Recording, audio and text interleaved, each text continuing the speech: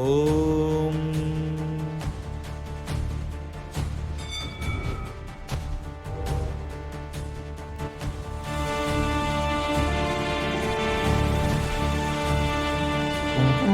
శతయోజన విస్తీర్ణమున్న సాగరాన్ని దాటడానికి ఆ వాయుపుత్రుడు మహేంద్రగిరి శిఖరం నుండి ఒక్క ఉదుటున ఎగిరాడు.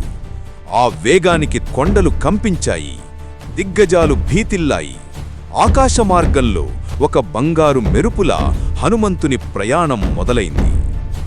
రామకార్యం కోసం అలసట తెలియకుండా శ్రమిస్తున్న ఆ వీరుడిని చూసి సాగరుడు మురిసిపోయాడు. ఇక్ష్వాకు వంశానికి నా వంతు సహాయం చేయాలి, అంజనీసుతుడికి కొంచెం విశ్రాంతినివ్వాలి అని తలచాడు సముద్రుడు. రామకార్యం కోసం అలసట తెలియకుండా శ్రమిస్తున్న ఆ వీరుడిని చూసి సాగరుడు మురిసిపోయాడు.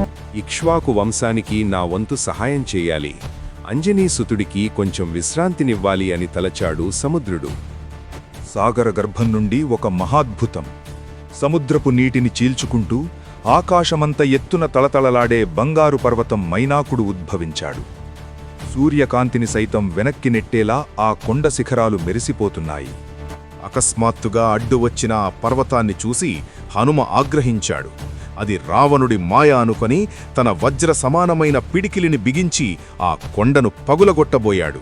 ఆ వేగానికి ఆకాశం చిల్లులు పడేంత శబ్దం. అప్పుడు మైనాకుడు దివ్యపురుషుడుగా మారి 2 చేతులు జోడించాడు. ఓ మహావీర, ఆగు, నేను శత్రువుని కాను, నీ తండ్రి వాయుదేవుని వల్ల ప్రాణభిక్ష పొందిన నీ మిత్రుణ్ణి. నా శిఖరాలపై సేదతీరి వెళ్లమని నిన్ను వేడుకుంటున్నాను. హనుమ చిరునవ్వు నవ్వి ఇలా అన్నాడు. మైనాక, నీ ఆతిథ్యానికి ధన్యవాదాలు, కాని రామకార్యంలో ఉన్నవాడికి విశ్రాంతెక్కడిది? సీతమ్మ జాడ తెలిసే వరకు నాకు ఆకలి లేదు, అలసట లేదు అంటూ గౌరవంగా ఆ కొండను తన చేత్తో ఒక్కసారి తాకాడు. మైనాకుడి ఆతిథ్యం మనస్సుతో స్వీకరించి తన గమ్యం వైపు మళ్లీ దూసుకుపోయాడు హనుమ. ఆ వాయువేగానికి మైనాక పర్వతం కూడా కదిలిపోయింది. అంబరాన్ని తాకుతున్న ఆ ధీరుడిని చూసి దేవతలు జేజేలు పలికారు. జై శ్రీరామ్! సముద్రపు అడ్డంకులను దాటుకుంటూ ఆపదలను లెక్క చేయకుండా తన లక్ష్యం వైపు దూసుకుపోతున్నాడు ఆ వాయుపుత్రుడు. రామకార్య సాధనకు అడ్డు ఏదీ నీదు, సాటి ఏదీ లేదు. ఏమిటి శకునాలు? మైనాకుడు ఆతిథ్యమిచ్చాడనుకున్నాను, ఇంకే అడ్డంకి రాబోతోంది. అది కేవలం మేఘాల సమూహం కాదు, అది సాక్షాత్తు రాక్షస జనని నాగమాత సురస యొక్క భయంకర రూపం. నాయనా వాయుపుత్ర, నా మార్గంలో ప్రయాణించే ప్రాణి ఏదైనా నా నోటిలో ప్రవేశించక తప్పదు. ఇది దేవతలు నాకు ప్రసాదించిన వరం. నా నోటిలో ప్రవేశించి ఆశీర్వదించబడి వెళ్ళు. ఆహా! సురస 1 అడుగు వేస్తే హనుమ 2 అడుగులు ముందుకు వేస్తున్నాడు. ఒకరిని మించి ఒకరు, శక్తికి శక్తి పోటీ పడుతుంది. ఈ యుద్ధంలో విజయం ఎవరిదో? హనుమా, ఇంతవరకు ఇది ఆట మాత్రమే. ఇప్పుడు నీ అంతం. నా ఈ అద్భుత నోటిని దాటి వెళ్లడం నీ తరం కాదు. బలంతో గెలవలేని చోట బుద్ధిబలమే మార్గం. కళ్ళు మూసి తెరిచేలోగా మహాకాయుడు సూక్ష్మకాయుడై సురస నోటిలో ప్రవేశించి క్షణాల్లో బయటకు వచ్చేశాడు. What a mind! నాయనా, నీ బుద్ధిబలం అమోఘం. నా పరీక్షలో నువ్వు ఘన విజయం సాధించావు. నీ రామకార్యానికి ఆశీస్సులు. నీకు విజయం తప్పక కలుగుతుంది. మరెవ్వరూ అడ్డుపడలేరు, మరే శక్తి ఆపలేదు. రామకార్య సాధనకు అలుపన్నది లేదు. లంకానగరం హనుమ కళ్ల ముందు నిలిచి ఉంది. జై శ్రీరామ్! వాయువేగంతో వెళ్తున్న ఆ వాయుపుత్రుడికి అకస్మాత్తుగా అడుగుపడటం లేదు. అదృశ్య పాసమేదో బంధించినట్టు హనుమ నిశ్చలమైపోయాడు. వాయువేగంతో వెళ్తున్న ఆ వాయుపుత్రుడికి అకస్మాత్తుగా అడుగుపడటం లేదు. అదృశ్య పాసం ఏదో బంధించినట్టు హనుమ నిశ్చలమైపోయాడు.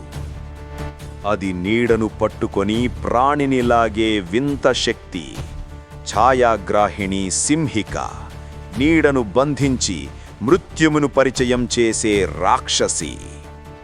చాలా కాలానికి ఒక గొప్ప ఆహారం దొరికింది. వానరా, నీ శరీరం కంటే నీ నీడ రుచిగా ఉంది. ఇక చావడానికి సిద్ధపడు. శత్రువు బలం తెలిసింది. ఇప్పుడు హనుమత్ యుద్ధతంత్రం మొదలవ్వాలి. భయం ఆ వీరుడి నిఘంటువులోనే లేదు. హనుమ ఒక్కసారిగా పర్వతమంత పెరిగాడు. ఇది సింహికను భయపెట్టడానికి కాదు, ఆమెనే తన వైపుకు రప్పించడానికి వేసిన ఎర్ర. ఇది సింహికను భయపెట్టడానికి కాదు, ఆమెనే తన వైపుకు రప్పించడానికి వేసిన ఎర. అందరూ ఊహించింది ఒకటి, జరిగింది మరొకటి. సింహిక తెరిచిన మృత్యుగహ్వరంలోకి హనుమ నేరుగా దూకేశాడు. రాక్షసి గర్భంలో రణరంగం. హనుమ తన వజ్రగోళ్లతో ఆమె పేగులను హృదయాన్ని చీల్చి ముక్కలు చేస్తున్నాడు. విస్ఫోటనం. సింహిక పొట్టను చీల్చుకుంటూ మెరుపుతీగలా బయటకొచ్చాడు హనుమ. ఛాయాగ్రాహిని గర్వం మట్టిలో కలిసిపోయింది. పర్వతమంత రాక్షసి పాతాళానికి చేరింది. సముద్రమంతా రక్తంతో ఎర్రబడింది. నీడను పట్టుకున్న మృత్యువునే హనుమ అంతం చేశాడు. జయత్వతి బలో రామో లక్ష్మణశ్రు మహాబల రాజా జయతి సుగ్రీవో రాఘవేనాభిపాలిత. లంకలో అడుగుపెట్టిన అగ్నిగోళం ఆ పాదం నేలపై పడగానే రావణుడి సామ్రాజ్యం కంపించింది. ఇక మొదలవ్వబోతోంది అసలైన రామాయణం.